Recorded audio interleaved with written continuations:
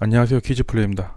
오늘은 키즈카페에서 언제든 발생할 수 있는 신체 사고에 대한 대응 방법에 대해 이야기하려고 합니다. 우선 사고에 대한 대비를 철저히 해야 합니다. 저도 이런 매뉴얼에 대해 고민을 하지 않았지만 5년 전쯤 임산부가 매장에서 쓰러지는 사고가 발생했을 때 필요하다는 걸 절실히 느꼈습니다.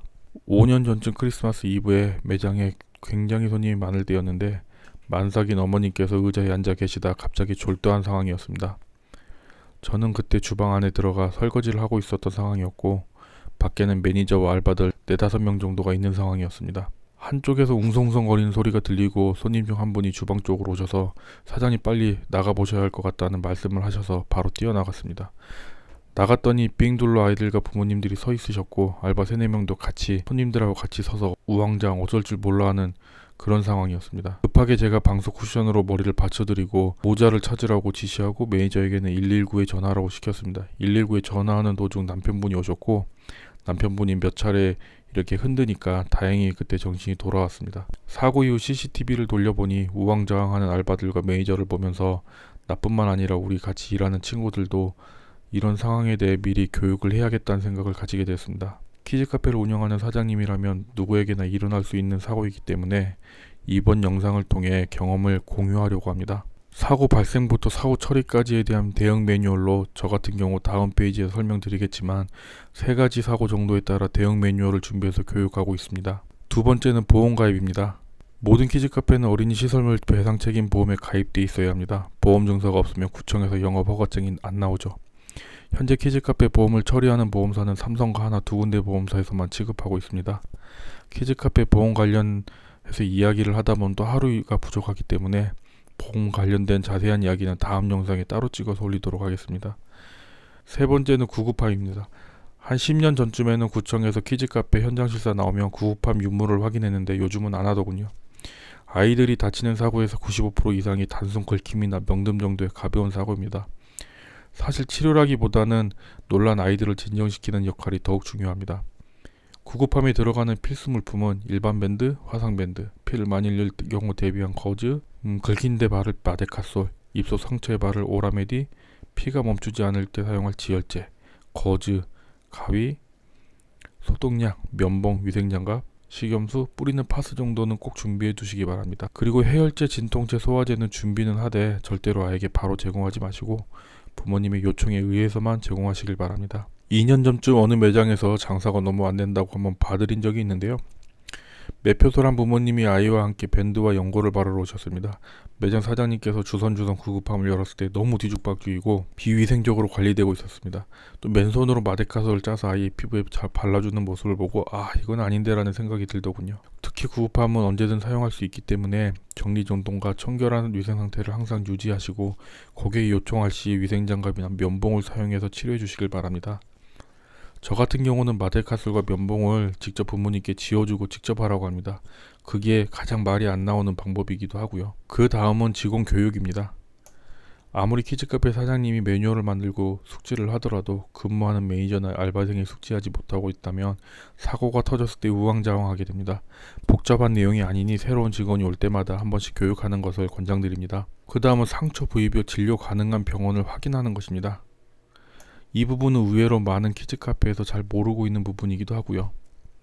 예를 들어 뼈에 문제가 생겼을 때 어디 정형외과, 아이 치아에 문제가 생겼을 때 어디 치과, 아이들 배가 아프다든지 여리다든지 할 때 어디 소아과, 그 외 응급실과 대형 병원 주소와 연락처 등이 적혀있는 응급카드를 만들어 매표소에 보관을 하고 있다가 아이가 다쳤을 경우 부모님에게 안내해드리는 것이 중요합니다. 이유는 조금 먼 지역에서 이용하러 오셨다가 아이가 다쳤는데 인근에 어떤 병원으로 가야 할지 몰라 당하는 경우가 적지 않습니다. 이럴 때 사전에 준비해서 안내한다면 고객 입장에서 훨씬 매장에 대한 신뢰와 안정감을 줄 수 있을 거라 생각합니다.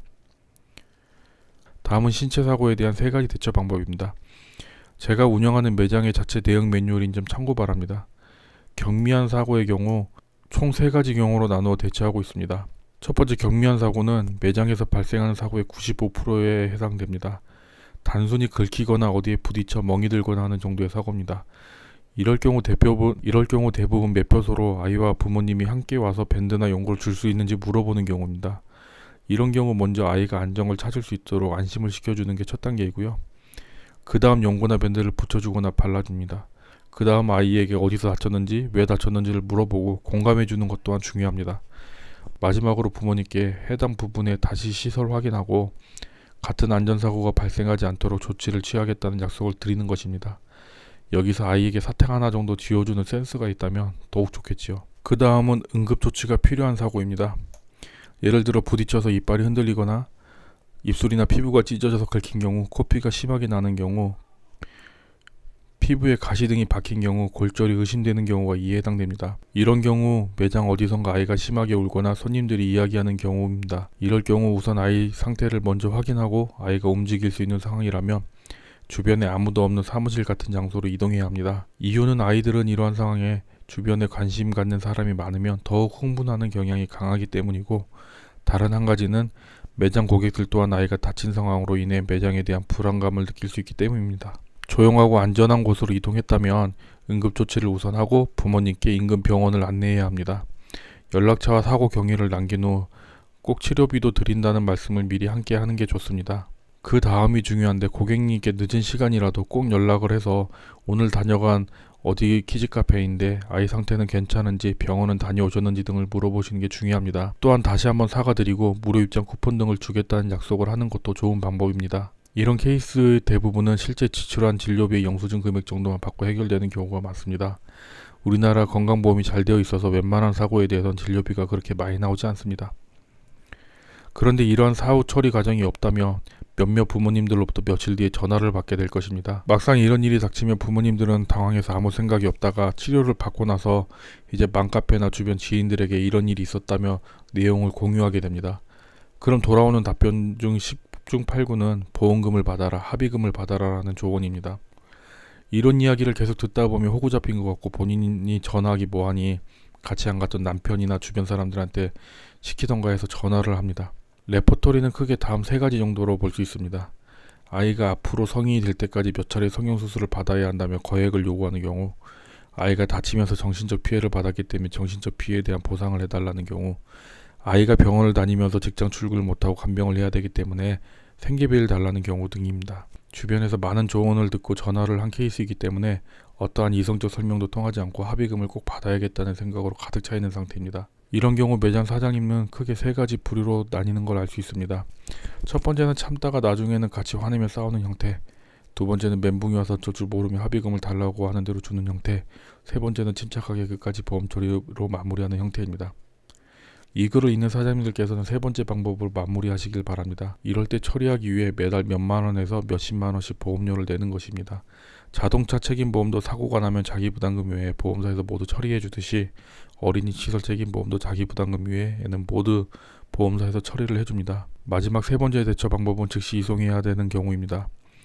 예를 들어 높은 곳에서 아이가 낙상하는 경우, 화상을 입은 경우, 의식이 없는 경우, 시설물에 신체 일부가 끼었다든지 절단된 경우, 치아가 빠지는 경우, 호흡을 못하는 경우, 이런 사고는 발생하면 안 되겠지만 만약 발생했다면 1초라도 빠른 시간 내에 119를 부르는 것입니다. 그 다음 처리 방법은 위에서 언급했던 상황과 동일합니다. 먼저 절대 겁을 먹을 필요는 없습니다. 키즈카페는 어느 사업장보다 안전한 공간이라고 저는 생각합니다. 오늘 이야기는 여기까지 마무리를 하고요.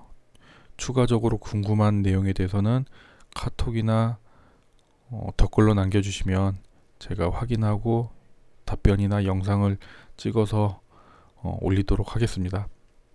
감사합니다.